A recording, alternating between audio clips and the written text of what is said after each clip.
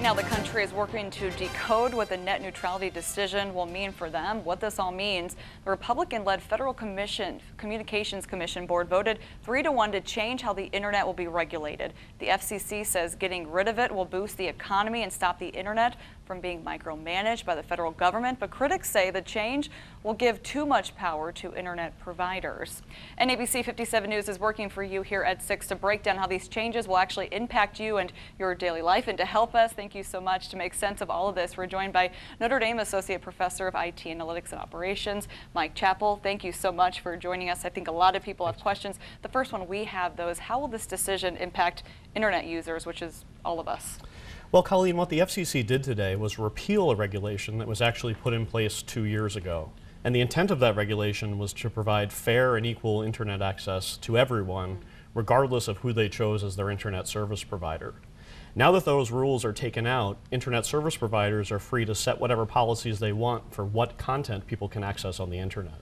So the purpose of those rules really was to prevent companies from discriminating based on the content of web traffic. So Verizon, for example, couldn't go and put a rule in place that slowed down Netflix because they wanted people to watch Hulu instead. Or NBC couldn't slow down CBS, or Comcast couldn't slow down CBS and ABC because they own NBC. Now that net neutrality has been repealed, internet service providers can go ahead and create policies like that. And another question is, will there be one specific group that's going to have a harder time really getting internet access under this change? Is there like one specific group that will be affected by this? Well, it affects everybody, but the people I think who will be most hard hit by this are people who live in an area where they only have one choice of an internet service provider. So 43% of American households only have one choice for broadband internet access.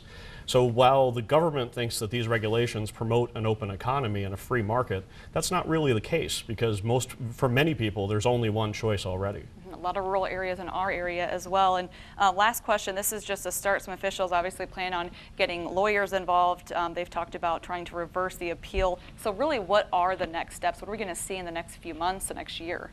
So I don't think you'll see any changes in the next few days or even in the next few months. What we'll see are some gradual changes as net neutrality begins to go away and internet service providers begin to put policies in place that regulate traffic. So we saw a few of these things happen before net neutrality. So that law was passed in 2015. You might remember back in 2012, Apple released FaceTime for the first time. And AT&T moved shortly after FaceTime was introduced to block people on certain data plans from using FaceTime.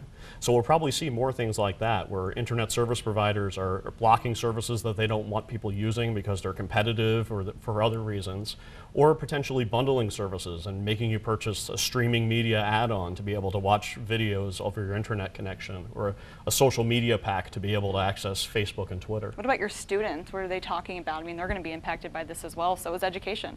Yes, I think students understand the impact of this, and they see it as a civil liberties issue. It impacts them and the ability to access any content anywhere, and it also impacts small businesses because they're not going to be able to make the payments that large companies can make to internet service providers for the so-called internet fast lane. Yeah, I think a lot of people are going to have a lot of questions in the next few days, in the next few months, in the next year. So we thank you so much for taking time to kind of break this down for us, help us all understand what this means. And we want to thank Professor Mike Chappell for joining us. And of course, like we said, this is just the beginning of what is expected to be a long battle over access to the internet. ABC 57 will continue to alert you to issues being addressed.